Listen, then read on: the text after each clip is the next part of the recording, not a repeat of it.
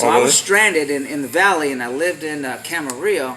So I had to ask these guys who were dressed like, gangsters, and they had hairnets. I had to walk up to them and ask for a ride home. And they were like, "Oh, you got humbug?" And I was like, "I don't know what humbug means, but yeah, I got humbug. And can you give me a ride home?" And they're like, "Oh man, there's like 7 of us in a Pinot station wagon." Well, I really just aged myself there. But anyhow, I said, "Well, 7-Eleven on me." So I bought everybody food and drinks, and they put me in the back, and that was like the group. It was a group called Rhythmatic Boogie, and me and the leader of the group became best friends that day, who a lot of people know as Anthony Thomas. He was the guy that was responsible for creating Rhythm Nation. Janet Jackson, who did the whole Rhythm Nation album. Oh, nice. Won an MTV Music Award, and a lot of those Miss You Much and Rhythm Nation was made up in my bedroom, etc. The Goofy movie. And so those were the cats that I hung out with in the 80s. And so like in the 70s when I was winning dance contests, it really sucked because I didn't know my craft. And so after the Ozone, I started getting instruction and popping and locking. And it was one of those things where, on Soul Train, you see it, that's what you want to do. And somehow you dream about it, and you put yourself in a situation where you can grow. So I went to this club, and there were guys there that was, Chain Reaction was in a Rod Stewart video, Cool Pockets, and he's dancing on the wheel. It was Young Turks, I think was the name of the song in the video. And then they were in a movie called Xanadu, I think in the early 80s or late 70s. And I was like, wow, you can make money doing this. And then my best friend got in that group, him and Jazzy, they got in Chain Reaction, and they were in a Pointer Sister video. And so you have your friends that are doing things, so they kind of make you ambitious. Okay. You're like, well, I want to do a music video, or I want to be in a movie. So when you put yourself in a situation where you're hanging out with people that are already doing what you want to do, because people always ask me, they say, "Kleen, how'd you get in the entertainment business?" Whatever you want to do, if you're hanging out with people that are already doing it, it makes it more tangible. Yeah. That's it. So then that's where it started out, the Ozone. And then I think my first gig, I was in a interesting story about that. I was in a movie pilot. White Boy Rockin' Terry from the LA City Rockers got me my first gig. I didn't have to audition. And he was like, it was a Mexican mafia movie called Dancing with the Blue Iguana. Weird title. But it was a movie pilot. Had a budget, so the food was good. And I get there on the set, and there's friggin' Bruno. So another guy in my dance group, Taps, we were in the video. His name's Joe Ortiz. We get there, and we're all starstruck because Bruno's in it, and Terry's kind of already a working dancer. And we were so excited. And there was this little blonde-headed guy with yellow pants on and a punk rock ska kind of, and we're like, what the hell's he doing here? And I remember it was catered, and we were all sitting in a circle talking about music and our dreams and ambitions. And this guy was kind of in the corner swatting flies. He was kind of strange or different. And when we started talking music, he came to life. And he said, "Yeah, I'm in a band, and I can thump." He played bass and this and that. And so we're all talking about our dreams and ambitions. And Taco said he wanted to work with Michael. And Terry wanted to work with Janet. And I wanted to work with people. They were all happy. Everything. Years later, I found out I think I was on tour with the Judd Reunion Tour. Because once this stuff happens and you're in the industry, you don't even look back. You don't even have time. Right. And so I'm in Utah with my best friend Anthony. He's like, "Come on, get ready." I'm going around the room. And that pilot comes up on TV, and he's like, "That's you and Joe doing hand claps. Bap, bap, bap, bap, boom, bam, bap, bap." And I'm like, yeah, we did that a long time ago. And he's seen the yellow pants guy. So going back to the yellow pants guy, at the end of the video, that guy, that punk rocker guy said, "I want to work with George Clinton." And we're kind of like, "White boy, what do you know about funk music or soul music?" "Oh, I know James Brown." And we were dancing to James Brown as the creator. And he started talking about Sly, Earth, Wind, and Fire. And we're like, whoa, this little dude knows his stuff. So at the end of the video, it picks me up. "I love you, my brother. And I'll never forget our conversation." So I'm in Utah. The video comes on, and they see him. And he's really animated, just sticking his tongue out, shaking his ass. And my best friend goes, "That's Flea." And I go, "From the Chili Peppers?" He's like, "Yeah, I didn't even know it. That was Flea." Oh, okay. So going back 8 years ago, we're talking about manifesting and quantum physics and all that stuff.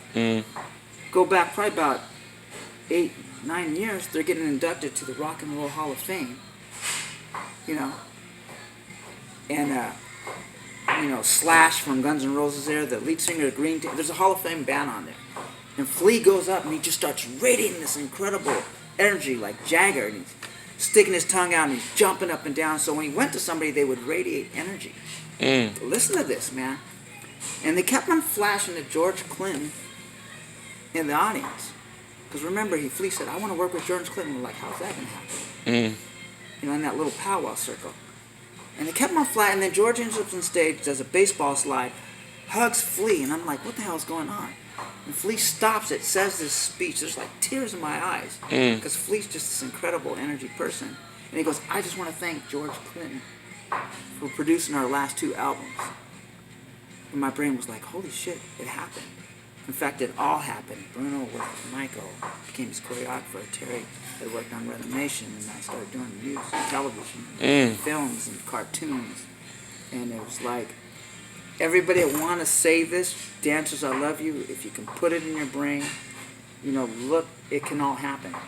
It doesn't even seem real to me. So that was part of my trajectory looking back. I talk too much. Next question. So, you know what? I didn't really know there was a difference between, like, the Valley style and locking until Javier showed me the documentary. To me, I thought it was always this. I always thought it was the same thing, though, bro. So tell me the difference between Los Angeles and the Valley style. The original style and the Valley style, because there's a lot of styles. Even country has styles, and you can call it flavor, you can call it textures. It's basically all talking about the same thing. And this is a touchy subject because people will get offended because they'll say that you're stealing from the culture. Well, either they're stealing or they're adding to it. I look at it as they're adding to it. If somebody comes up with something and it adds to it, then I embrace it and I'll adapt it myself. Okay. And try to do something with it. That was the thing about Bruno. You could be the most terrible dancer, but he finds something dope that you did and you make it his own. And that's what Don wanted to do. He said, take what I do and create your own. So the Valley music changed. We didn't have access to the lockers. So there was a big gap between us, and we got with the lockers in the 80s, but, we're in the early 80s, and we didn't have access to them to learn from them. So we just picked it up on TV because we didn't have VCRs at the time. Eventually, they were like, you Valley guys, you recorded it, you had VCRs. No, these guys were broke. They didn't have money to have VCRs, and they didn't have them when we started learning. Because the Valley guys were learning in the 70s. And so the reason why I went to them to learn, because I didn't have access to the lockers, and they knew more than us about popping and locking. So people were mad at me, like, you learned from white boys? And I was like, yeah, because they were on TV and they could get out. And so I wanted to do it too. And so I think I ran into Shabadoo at a bandstand reunion. And he wanted to meet me.